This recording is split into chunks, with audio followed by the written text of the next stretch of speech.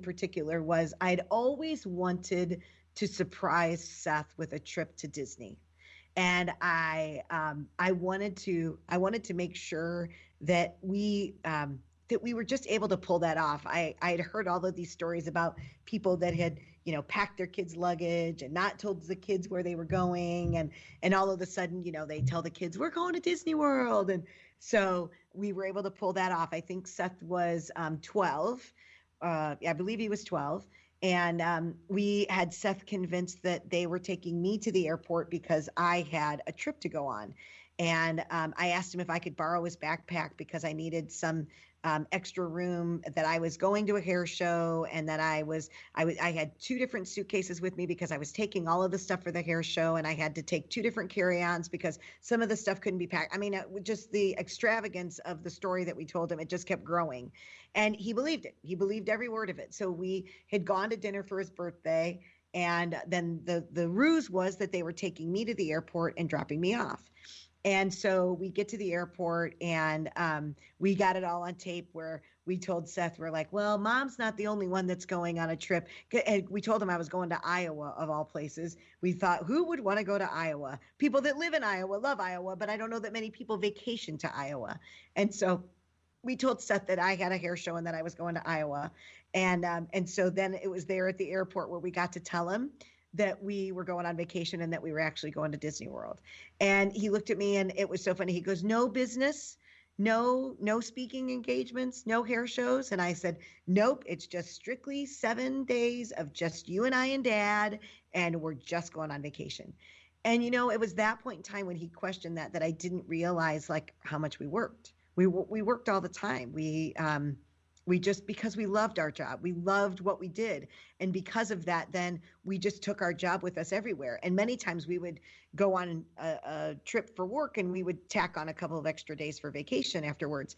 But just to be able to have that memory of us being able just to take Seth and surprise Seth on a trip that was just all about him. Again, looking back on that time was priceless. Not knowing what would come down the pike a few years later, I'm so grateful that we were able to have that and that we had those memories together. In 2017, we lost Michael. And again, as I said, that he was sick for a long time, about 20 years. And so Mike actually was sick when Seth was born. And so Seth doesn't know any different. He didn't know his dad not to have tubes hanging out of his body they worked as bile ducts. He didn't know his dad. It was just, commonplace for us to have to run to the emergency room or spend holidays at the emergency room. He didn't know any different. But I remember Seth standing outside his dad's hospital room door and telling him goodbye. I remember that child standing out there and just telling his dad that he was going to take care of me, that he would just make sure that Mom was taken care of. And I thought, at that point in time, you could really tell all of the goodness that Mike had poured into Seth as a book had come out of him that day. For the strength of that 15-year-old. Actually, Seth turned 15 on a Saturday, and his dad passed away that following Monday.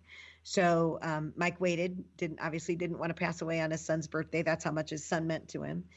And I just remember, Seth, just the strength that it must have taken that 15-year-old boy to stand outside that hospital room door. But I promised Mike that I would take care of Seth. And so one of the first things that we did was I went to see a child psychologist.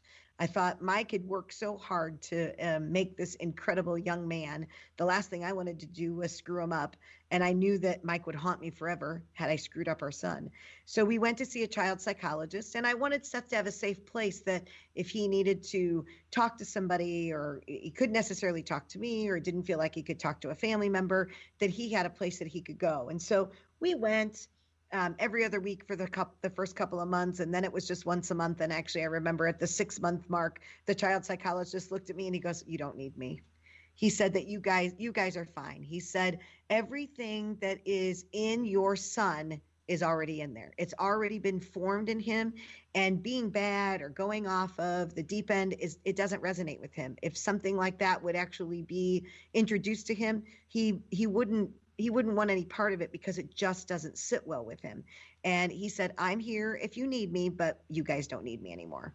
I remember we took Seth to some grief counseling, and it was in groups. And I think he realized how lucky he was in sitting there and listening to some of the other teenagers that were struggling with the loss of a friend or a grandparent or a parent. And he went to a couple of those, 2 or 3 of those, and then he just said, Mom, I'm okay. I don't need those anymore. And I said, okay, but we just needed to try those things. We wanted to make sure that we were all okay. But now that I'm a single parent, it's certainly nothing that I ever wanted to be. I remember Seth was just getting ready to enter his freshman year when Mike passed away, and I thought to myself, how can I do this? And so after Mike passed away, I came up with a 2-prong approach. One was to make sure that our organization, Hello Gorgeous, stayed up and running. And the other one was to make sure that our son had a stellar high school career. Whatever that looked like, whatever we needed to do, I wanted to make sure that he had a stellar high school career. And so I was so grateful. I questioned the decisions that I made, hoping that I was making the best one for myself and my son. And this week I received a phone call from the dean of students from my son's high school, and he wanted to share with me that my son was winning an award. And it's a surprise to my son, but by the time this episode airs, he will have already gotten the award. And so when the dean of students called, I jokingly said, are you telling me that my kids got a detention? And he said, no, that is some of the phone calls I have to make, or that, they're sick or whatever he said. But no, he said, I want to tell you that they bestow this honor. It's called the Senior of the Month, and they choose one senior a month. And it's just this wonderful, wonderful, wonderful honor. And this is the very first award that they're giving to the class of 2021, and my son is getting that award. And I remember crying when I heard those words of your son is getting the award. And my sister came to me and said, why do you cry, when you hear those good things? And I thought, I fought so hard to make sure that Seth would be okay. And I know that he's a good kid, but to see somebody else witness the goodness that he has in him, it brought tears to my eyes to know we're doing okay and we're making Mike proud. And that's what it's all about, is honoring Michael in every way. So the 3 suggestions that I would have for you that I found to be very helpful when working as a solo parent is, number 1 is, if you make it a big deal, it's a big deal. Don't make it a big deal. Whatever it is, it needs to be addressed. It needs to be talked about. But the more excited that you get, the worse it can be. So last November, I was diagnosed with cancer. It's a neuroendocrine cancer that's in my colon, and I had to have surgery. And so to sit down and talk to my son now and tell him that his only remaining parent has to have surgery because of cancer was not easy to do, but we didn't make it a big deal. And we didn't give him all the information at one time. We told him, hey, I had a colonoscopy. They found something. I've got to have surgery. And then once it came back that it was cancer, but we knew they got it all, we only gave him the information that he needed in the time that he needed it. We didn't overwhelm him, but we also didn't make it a big deal.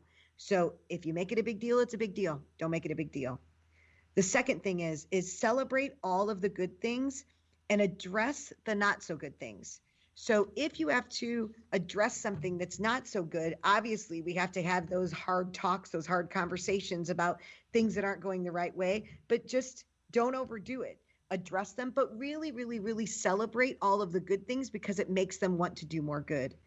And the third thing is a rule that I learned from my father-in-law when I first married into the family.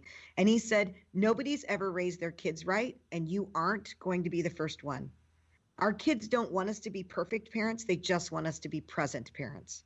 So just remember that. Ease up on yourself. Nobody's ever raised their kids right, and you're not going to be the first one. We're almost out of time today. I want to say thank you so much for joining me, and I appreciate you taking the time to listen. If you have any questions or comments about today's episode, or want to learn more about Hello Gorgeous, you can check out our website at www.hellogorgeous.org, or email me at kbecker@hellogorgeous.org. We invite you to follow us on Facebook, Instagram, or download our mobile app. Thank you for joining me today on Hello Gorgeous, everything beauty, cancer, and inspiration. I'm your host, Kim Becker. And until next time, stay gorgeous.